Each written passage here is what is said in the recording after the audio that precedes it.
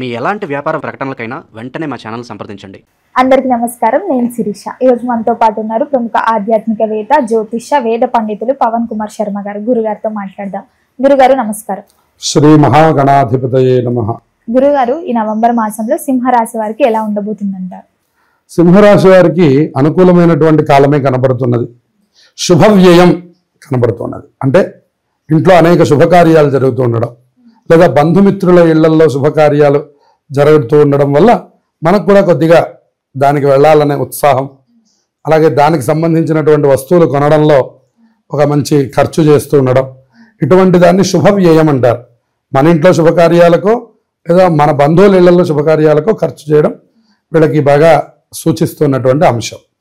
అలాగే ఎప్పుడైతే చతుర్థ స్థానంలోకి శుక్రుడు వెళుతున్నాడో అప్పుడు వీళ్ళకి మంచి వాహన యోగం, వాహనములు, నూతన వాహనములు కొనుగోలు చేయడం, లేదా ఉన్న వాహనాన్ని చక్కగా దాన్ని అలంకరించుకొని దూర ప్రదేశాలకు ప్రయాణం చేద్దామని ఆలోచనలు చేస్తూ ఉండడం, ఆధ్యాత్మికపరమైనటువంటి యాత్రలు చేస్తూ ఉండడం, అలాగే దేవాలయాలకి వాటికి ఎక్కువగా ఖర్చు పెడుతూ ఉండడం, ఇటువంటి వాతావరణం అంతా సింహరాశి వారికి కనపడుతూ ఉన్నది.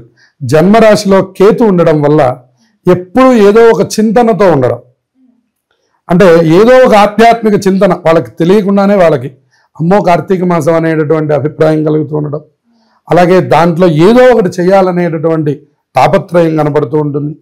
అంతేకాకుండా వాళ్ళు చేస్తున్నటువంటి ఉద్యోగం చేస్తూనే వీళ్ళకి ఎక్కువ ఆధ్యాత్మిక చింతన అనేటటువంటిది ఉంటూ ఉంటుంది.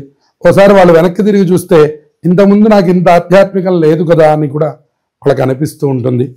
అలాగే సుఖానికి సంబంధించి కూడా వాళ్ళు, అంటే వాళ్ళ సింహరాశి స్వభావం ఏమిటంటే పక్కవారికి ఇబ్బంది కలగకుండా చూసుకోవడం.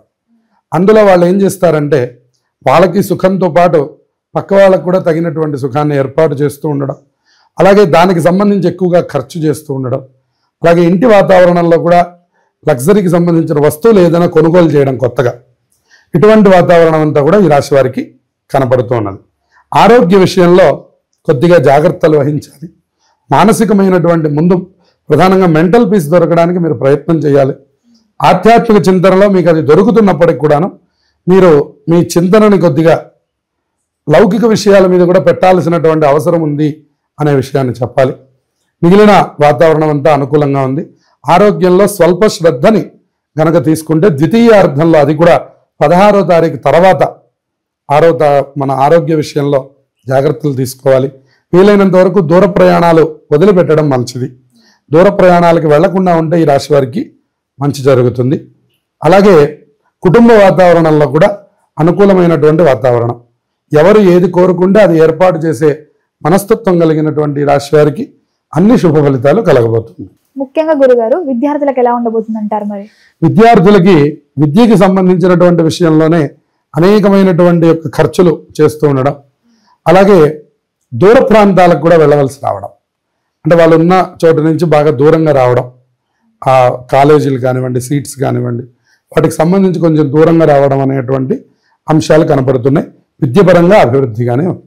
వివాహ యోగం ఉందంటారా? మరి వివాహ యోగం ఈ మాసమే ప్రారంభమవుతున్నది. మళ్ళీ పునః యోగం కావడం, ప్రస్తుతం సర్పదోషం సూచితంగా ఉంది. జన్మరాశిలో కేతు సంచారం, సప్తమంలో రాహు సంచారం జరుగుతున్నది. వీళ్ళు ప్రతి మంగళవారం కూడా నియమాన్ని పాటించి, అలాగే మంగళవారం కుదరని వారు ఆదివారం నియమం పాటించినా కూడా మంచి శుభ ఫలితాలు వీళ్ళకి వివాహ సంబంధంగా కలగడానికి అవకాశం ఉంది. అలాగే గురుగారు, వివాహం జరిగి సంతానం లేని వారికి సంతాన యోగం ఉందంటారా? మరి సంతానం యోగం ఇప్పుడు బాగా సూచించడం లేదు, కానీ ఇప్పుడు మనకి అనుకూలమైనటువంటి గ్రహస్థితి వచ్చేంత వరకు ఏర్పడాలి. గురుబలం వ్యయంలో సూచిస్తున్నప్పటికి కూడాను రాహుకేతువుల యొక్క దృష్టి వల్ల కొద్దిగా సామాన్యమైనటువంటి ఫలితాలు కనపడుతూ ఉన్నాయి. అంటే గురుగారు, ఈ మాసంలో ఎవరైనా ఓన్ బిజినెస్ స్టార్ట్ చేయాలనుకునే వారికి ఈ మాసం అనుకూలంగా ఉందంటారా? వ్యాపారస్తులకి అంత అనుకూలం తక్కువగా ఉంది కాబట్టి ఈ నెల ఆగి పై నెలలో నిర్ణయం తీసుకోవడం చెప్పదగినటువంటి సూచన. అలాగే గురుగారు, గృహయోగం ఉందంటారా? మరి గృహయోగం ప్రయత్నాలు జరపాలి. ఈ మాసంలో పెద్దగా అనుకూలం కనిపించడం లేదు కాబట్టి ఇప్పుడు కూడా గృహయోగం వారికి కూడా ఇంత అనుకూలమైన కాలం ఇది కనిపించడం లేదు. ముఖ్యంగా గురుగారు, వీరికి ఆర్థికంగా ఎలా ఉండబోతుందంటారు? ఆర్థికపరమైన రాబడిలో, సంపాదనలో ఏ పరమైన ఇబ్బంది కనిపించడం లేదు. కాకపోతే వీరి శుభవ్యయం మనం ఇందా చెప్పుకున్నట్టు దీన్ని బాగా ఖర్చు చేయడం మాత్రమే ఇందులో కనపడుతూ ఉన్నది. దానివల్ల కొద్దిగా మనకి ఆర్థికపరమైన చిన్న చిన్న లోటుపాట్లు తెలుస్తూ ఉంటాయి. కానీ అది వాళ్ళు ఖర్చు పెట్టింది మన సుఖం కోసం, మన కోసమే కాబట్టి దాన్ని వాళ్ళు ఎక్కువగా పట్టించుకోరు. మిగిలిందంతా ఈ మాసం శుభప్రదంగా. అలాగే గురుగారు, ఈ సింహరాశి అయిన స్త్రీలకు ఎలా ఉండబోతుంది అంటారు? స్త్రీలు అనుకూలమైనటువంటి వాతావరణమే పొందుతున్నారు. అలాగే అభివృద్ధి కనపడుతూ ఉన్నది.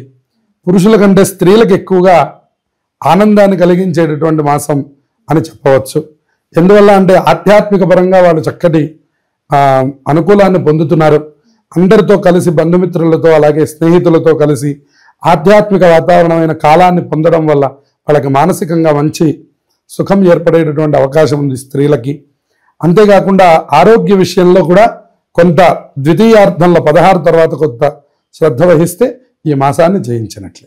నవంబర్ నెలంతా కూడా ఆధ్యాత్మికమైనటువంటి మాసం కింద చెప్పాలి. ఎందుకంటే ఇందులోనే కార్తీక మాసం నడుస్తున్నది. ఇందులో అనేకమైనటువంటి పర్వదినాలు ఈ నవంబర్ నెలలో మనకి కనబడుతున్నాయి. అందులో మనం ముఖ్యంగా గమనిస్తే నవంబర్ 1వ తారీఖు కార్తీక శుద్ధ ఏకాదశి కనబడుతున్నది. దానికి మనం ఉత్థాన ఏకాదశి అని పిలుస్తారు. శ్రీ మహావిష్ణువు ఆషాఢ మాసంలో వచ్చే తొలి ఏకాదశి రోజున నిద్రలోకి, శయన ఏకాదశి అనే దీంతో నిద్రలోకి ప్రవేశించి మళ్ళీ 4 మాసాల తర్వాత అంటే శ్రావణం, భాద్రపదం, ఆశ్వీజం, కార్తీక శుద్ధ ఏకాదశి రోజున ఉత్థాన ఏకాదశి అంటే ఈ రోజున మళ్ళీ నిద్ర లేచేటటువంటి రోజు అని చెప్తూ ఉంటారు. ఈ 4 నెలలను చాతుర్మాస్యలు అని పిలుస్తారనమాట. అందుకని ఆషాఢ శుద్ధ ఏకాదశికి ఎంత ప్రాధాన్యత ఉన్నదో తొలి ఏకాదశి అంటాం మనం. అట్లాగే ఇక్కడ కూడా అంతే ప్రాధాన్యత ఉంది. అది ఈసారి మనం 1వ తారీఖు శనివారం రోజున మనం చూడబోతున్నాం. ఈ తర్వాత 2వ తారీఖు క్షీరాబ్ది ద్వాదశి అంటారు. ఆ రోజున అందరూ తులసి పూజ చేయడం, క్షీరాబ్ది శయన వ్రతం అనేటటువంటి వ్రతాన్ని ఆచరించడం, అందరూ తులసి చెట్టు, ఉసిరి చెట్టు పెట్టుకొని అక్కడ 365 ఒత్తులు వెలిగించి ఆ తులసి పూజ చేయడం, తులసి దామోదరులని ఉసిరి చెట్టుకి కళ్యాణం చేస్తూ ఉంటారు. తులసి కళ్యాణము అని. అటువంటి కళ్యాణం చేసేటటువంటి రోజు 2వ తారీఖు మనకు కనపడుతున్నది. ఆ తర్వాత మనకి 5వ తారీఖు పౌర్ణమి కనపడుతున్నది, బుధవారం. 5వ తారీఖున పౌర్ణమాస్య రావడం అనేటువంటిది చాలా విశేషంగా ఈసారి బుధవారం వస్తున్నది. సంఖ్యాపరంగా చూసినా కూడా 5వ తారీఖు చాలా గొప్ప సంఖ్యగా మనకు కనపడుతున్నది. పౌర్ణమి రోజున కూడా చాలా విశేషమైనటువంటి క్రతువులు ఆచరిస్తారు మన వాళ్ళు. తెల్లవారుజామునే స్నానం చేయడం, దేవాలయానికి వెళ్ళడం, దీపాలు వెలిగించుకోవడం, ఆ దీపాలతో పాటు కొన్ని దీపములు దానం చేయడం, దీపదానములు చేస్తూ ఉంటారు. అలాగే దేవాలయంలో శివుడికి అభిషేకం చేస్తూ ఉండడం, అలాగే ఎన్ని వీలైతే అన్ని దీపాలు పెడుతూ ఉండడం, ఉదయం నుంచి సాయంత్రం వరకు ఉపవాసం ఉండడం, సత్యనారాయణ స్వామి వ్రతం చేస్తూ ఉండడం, ఇలా మనకి అనేకమైనటువంటి ఆధ్యాత్మిక కార్యక్రమాలకి కార్తీక పౌర్ణమి అత్యంత విశేషమైనటువంటిది. ఇక సాయంకాలానికి వచ్చేసరికి జ్వాలా తోరణం అని చేస్తారు. శివాలయాల్లో ఒక గడ్డితో వెలిగించినటువంటి ఒక జ్వాల మధ్యలో నుంచి శివపార్వతుల యొక్క ఉత్సవమూర్తుల్ని అటు ఇటు తిప్పుతారు. దాన్ని జ్వాలా తోరణం అంటారు. అది దర్శనం చేస్తే ఒక 10 జన్మలలో చేసిన పాపం పోతుంది అని చెప్తారు. అది కూడా ఈసారి మనకి 5వ తారీఖు మనకు కనపడుతున్నది. ఇక తర్వాత మనకి 8వ తారీఖు సంకష్టహర చతుర్థి ఉన్నది. సంకష్టహర చతుర్థి మనకి ప్రతి నెల వస్తూ ఉంటుంది. కానీ కార్తీక మాసంలో, శ్రావణ మాసంలో, మాఘమాసంలో ఇటువంటి వాటికి ప్రత్యేకతల్ని చెప్పారు. కార్తీక మాసంలో వచ్చేటటువంటి సంకష్టహర చతుర్థి మళ్ళీ 8వ తారీఖు శనివారం రాబోతున్నది. అది కూడా చాలా విశేషమైనటువంటిది. ఎవరెవరైతే ఏలినాటి శనితో బాధపడుతున్నారో వాళ్ళు ఆ రోజున అందరూ ఉపవాసం ఉండి తప్పకుండా గణపతి ఆరాధన చేస్తే వాళ్ళందరికీ శని బాధలు తొలగిపోతాయని చెప్పారు. ఎందుకంటే మనందరికీ తెలిసిన కథ, శని భగవానుడు రోజు వచ్చి ప్రతి దేవతని కూడా ఆయన పీరియడ్ వచ్చినప్పుడు ఆయన తప్పకుండా ఆయన పీడిస్తాడు. అలా శివుడి దగ్గరికి రావడము మనకి తెలుసు. కానీ గణపతి దగ్గరికి వచ్చినప్పుడల్లా ఆయన రేపు రా అంటున్నాడు. ఆయన వచ్చిన ప్రతిసారి రేపు రా అంటున్నాడు. ఆయన ఎన్నిసార్లు చూసినా కూడా రేపు రా అంటున్నాడని చెప్పని ఆయన చివరికి వెళ్ళడం మానేసేట శని భగవాన్. అందుకని శని పీడలు ఉన్నటువంటి వాళ్ళకి గణపతి ఆరాధన చాలా విశేషమైనటువంటిది. అలాగే గురుగారు, ఈ మాసం అంతా ఇంకా ఈ సింహరాశి వారికి అనుకూలంగా ఉండాలంటే ఏ దైవాన్ని పూజించమంటారు? ఎలాంటి పరిహారాలు చేసుకోవచ్చు? ప్రధానంగా వీళ్ళు జంట నాగులు ఉన్నటువంటి చోటకి వెళ్ళి పాలు పోస్తూ ఉండడం. అవకాశం ఉన్నవారు మంగళవారం పోస్తే మంచిది. అవకాశం లేదు ఉద్యోగస్తులు అనుకుంటే ఆదివారం పోస్తే మంచిది. మొత్తం మీద ఏ రోజు పాలు పోసారో ఆ రోజు కొద్దిగా తరగని వస్తువులు ఆహారంగా తీసుకోవడం, అంటే తరగకుండా ఉన్నటువంటి వస్తువుల్ని తీసుకోవడం, ఉదాహరణకి ఉడకబెట్టి తినడం లాంటి విషయాల్లో కనుక ఉన్నట్లయితే కనుక వాళ్ళకి ఈ మాసాన్ని జయించేటటువంటి అవకాశం. అలాగే విశేషంగా ఎవరైతే సంతానం కోసం ప్రయత్నం చేస్తున్నారో, ఎవరైతే వ్యాపారస్తుల అభివృద్ధికి ప్రయత్నం చేస్తున్నారో వాళ్ళకు కూడా ఇప్పుడు ఈ పరిహారం అద్భుతమైనటువంటిదిగా పనిచేస్తుంది. గురుగారు, మొత్తం మీద ఈ మాసం అంతా సింహరాశికి ఎలా ఉండబోతుంది, ఎలాంటి పరిహారాలు చేయాలి, ఏ దైవాన్ని పూజించాలో తెలియజేసినందుకు ధన్యవాదాలు. శుభమస్తు.